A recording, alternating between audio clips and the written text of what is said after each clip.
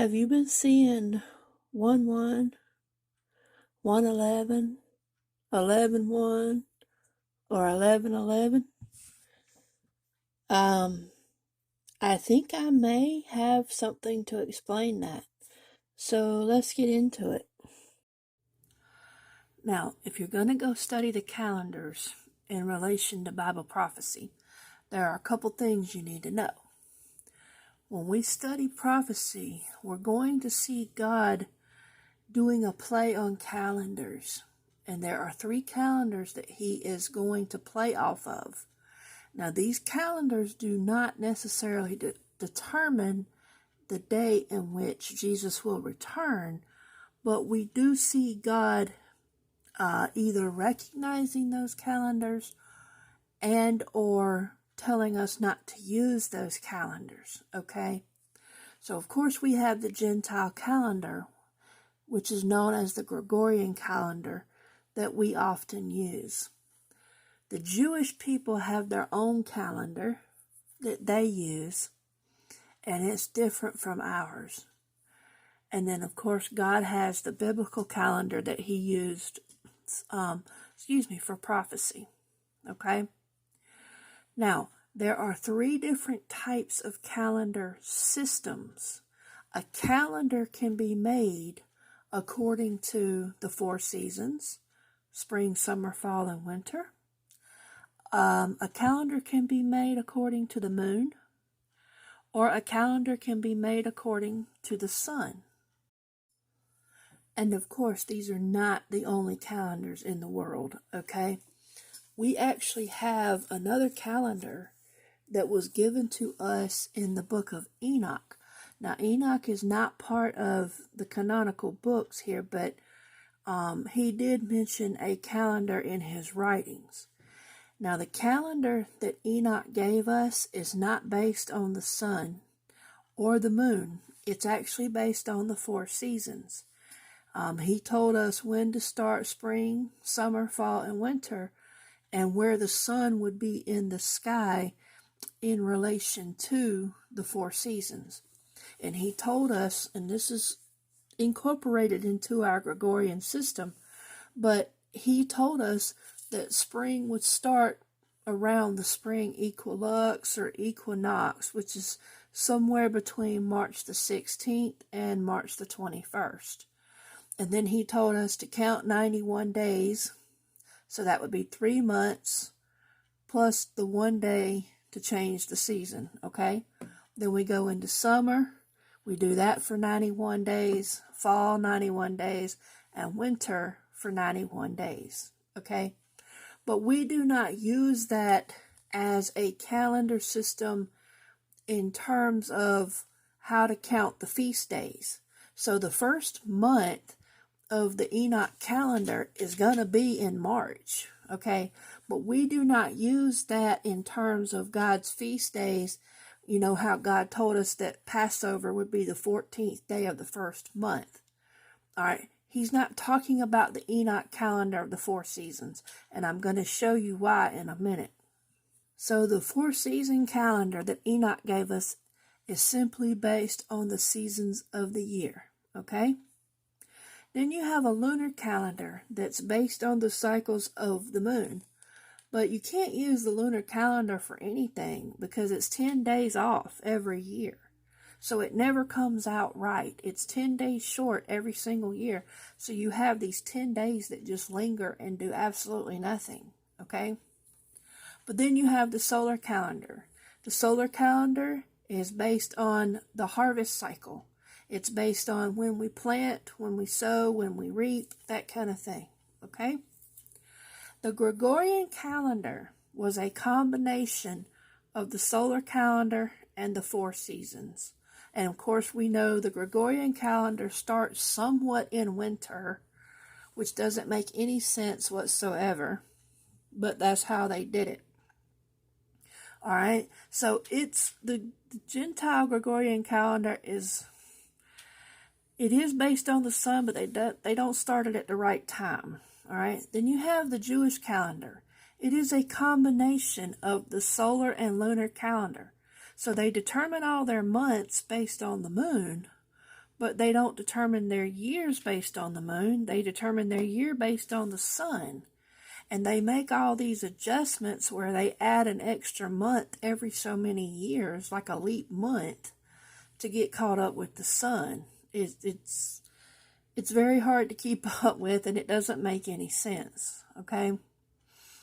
And then you have God's calendar, which is based solely on the sun.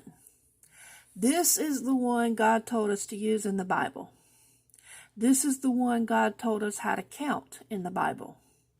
God told us to number our days. Days are determined by the sun. All right?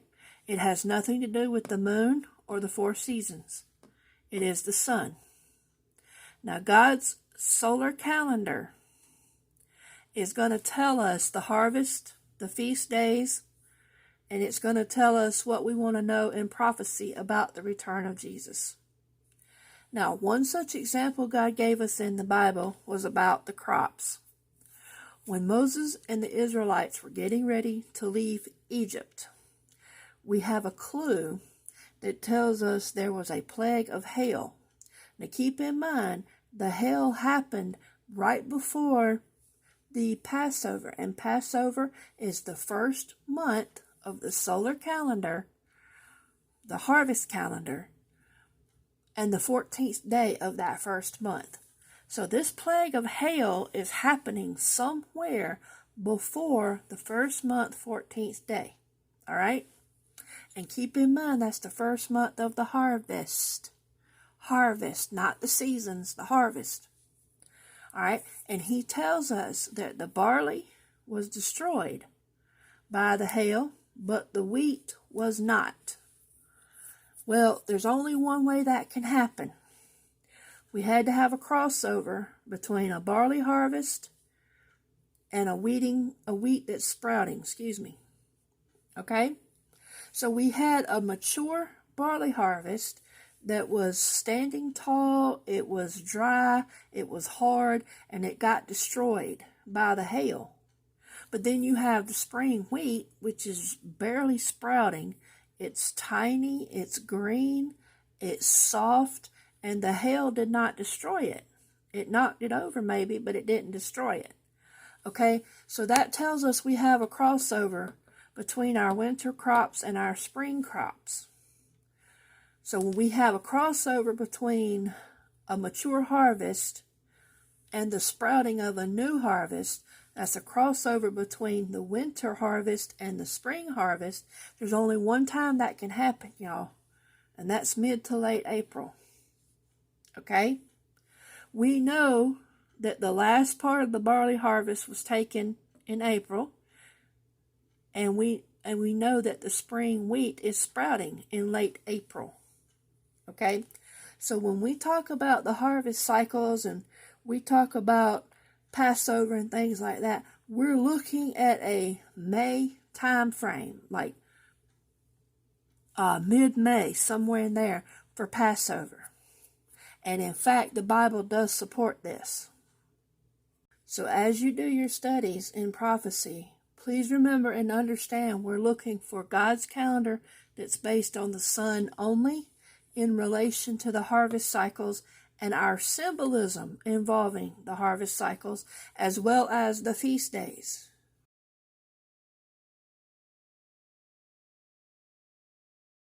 Now, also based on the calendar that God gave me, he started with the 2 witnesses who are ascending right here at Christmas time.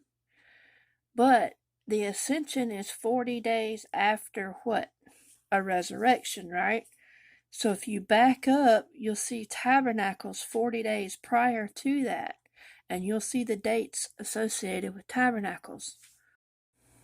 Well, if you keep going up from tabernacles, and you go all the way up to this orange one right here, that's actually Halloween, which becomes Feast of Trumpets on God's calendar.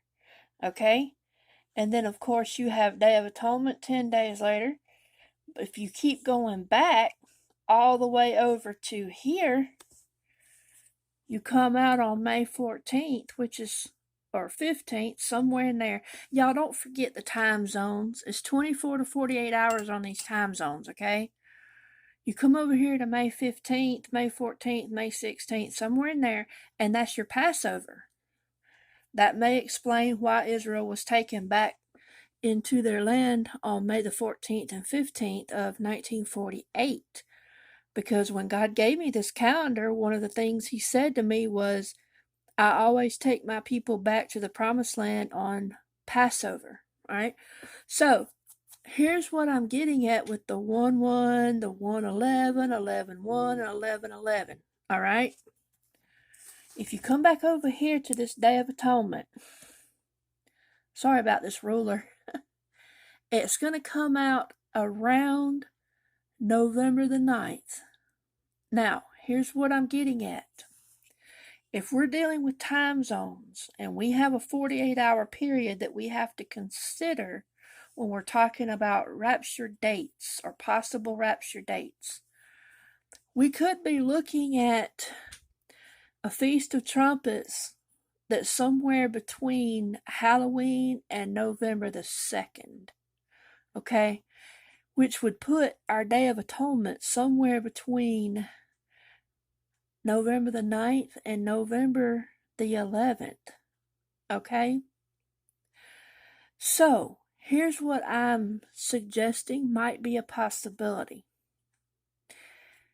With the 1-1 and the 1-11, God may be using a play on calendars here, where He's talking about the first month, first day, what the Jews consider the first month, first day.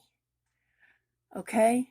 Which on this calendar that God gave me is actually 11-1, November the 1st. Okay? Then we come down here to this one, November 9th, 10th, and 11th.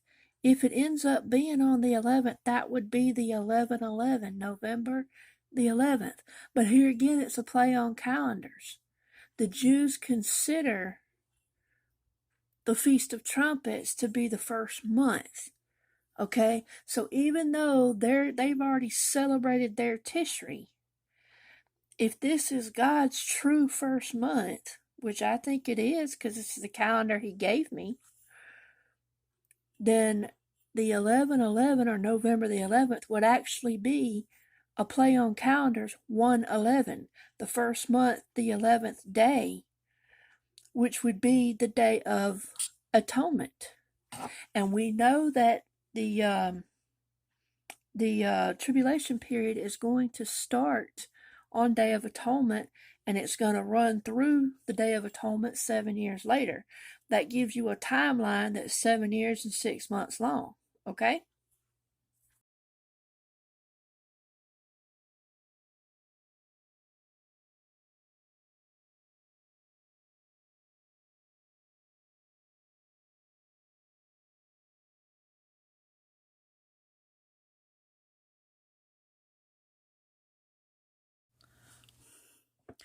Now, guys, here's something that I like about our chances for going home this year. If you look, the Jews celebrated their Feast of Trumpets on October 2nd, okay? So according to their calendar, they're going to be celebrating the second, well, not celebrating, they're going to recognize the second month, 17th day as November the 17th. Heshvan 17 is when they consider the first day of the flood. Now remember what Jesus said. He said, as it was in the days of Noah, so shall it be at the coming of the Son of Man, right? Feast of Trumpets, Day of Atonement, Tabernacles. The Jewish recognition of the days of Noah happened right in the middle of Tabernacles, God's true tabernacles. Look, the fourth day. Remember the story of Lazarus where Jesus waited 4 days to get Lazarus? Well, here we see a parallel to that where Jesus will gather the children first right here, and then he'll start gathering the adults right here. Okay? So just to show you this one more time, sorry. The 1-1 and the 1-11 is actually God using a play on calendars, I believe, where he's talking about the Feast of Trumpets is what the Jews would consider the first month, okay? And the 1-11, here again, a play on calendars where the Jews would consider that as the Day of Atonement, first month, 11th day, okay? But the actual date is 11/1, November the 11th on God's true calendar, and the 11/11 would be the actual Day of Atonement on God's true calendars. Excuse me, on God's true calendar. I'm asking a question. Is it possible? Is it possible that God's been giving us the date all this time? Is it possible? And I misspoke a second ago when I was talking about God's true Feast of Trumpets. I said November 11th. I meant November 1st. Is it possible that God's been showing us November 1st and November the 11th as his true Feast of Trumpets and his Day of Atonement as being the dates for the rapture? Is it possible? So guys, I hope this really is the answer to the question. I hope this is God telling us what the date actually is.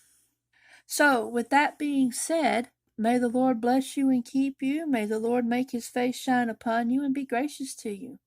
May he lift up his countenance upon you and give you his peace. Shalom.